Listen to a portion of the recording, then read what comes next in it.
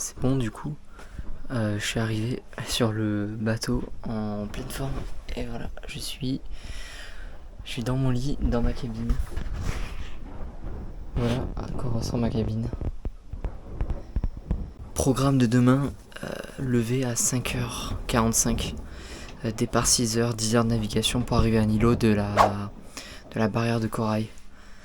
Donc ça va être super cool. Et là j'ai juste envie de dormir. Salut, moi c'est Tim. J'ai quitté la ville métro boulot dodo pour voyager autour du monde en mode slow tourisme. Prêt à embarquer avec moi?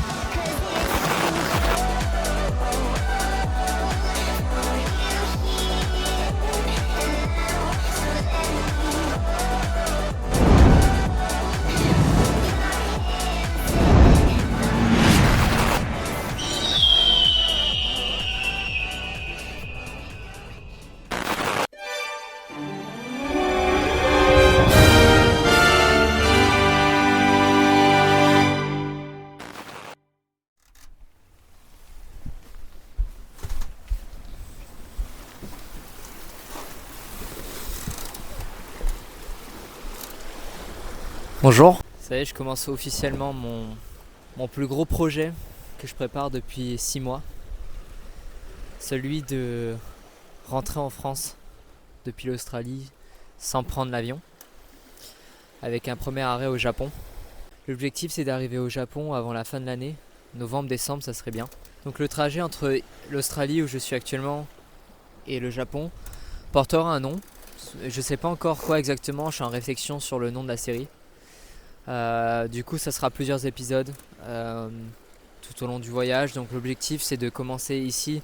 Donc là on est parti de Bundaberg hier et on va longer la côte du nord de l'Australie jusqu'à environ Darwin, et après on va traverser pour arriver jusqu'à Bali. Et ensuite de Bali, de mon côté je quitterai le bateau, traverser les pays de l'Asie du Sud jusqu'à la Chine, et ensuite l'objectif normalement c'est d'arriver jusqu'à Shanghai et de là-bas prendre un ferry pour arriver à Osaka. Voyager la moitié de la Terre sans prendre l'avion, c'est une aventure qui me fera sortir de ma zone de confort. Donc voilà, j'espère que tout se passera bien et on va faire un petit tour de l'équipage par la suite. Hi. Hi. Juste derrière moi, il y a Giancarlo, le capitaine du bateau. I'm filming as well. Il est en live actuellement. Du coup, je vous le présenterai un peu plus tard. Donc là, on est sur l'arrière du bateau. On a une ligne là qui passe là à l'arrière. Donc histoire de pouvoir pêcher et se nourrir pendant qu'on est sur le bateau. On va faire un petit tour du bateau. Hop.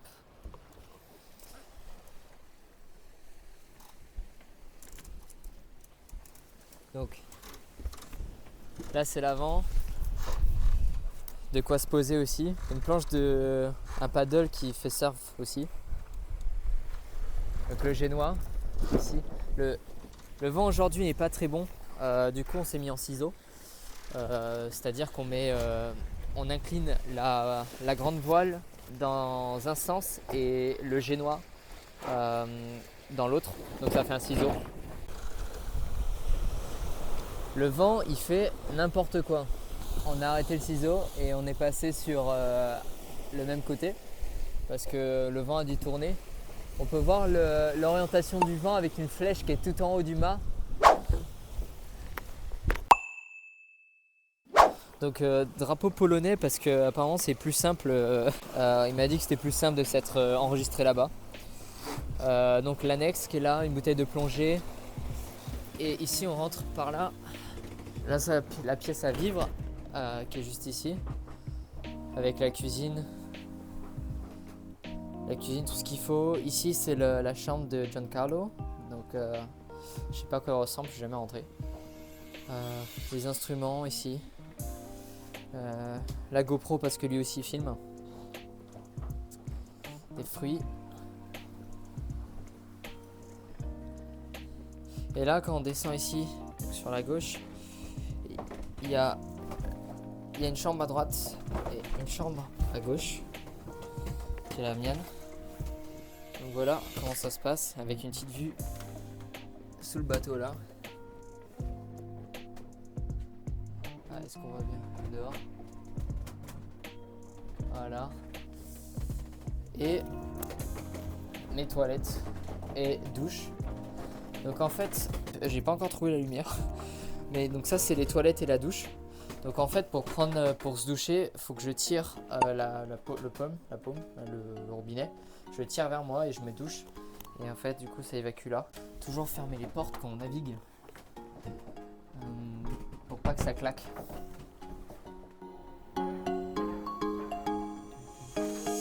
Voici la cabine. Enfin voici l'endroit où on pilote. La barre.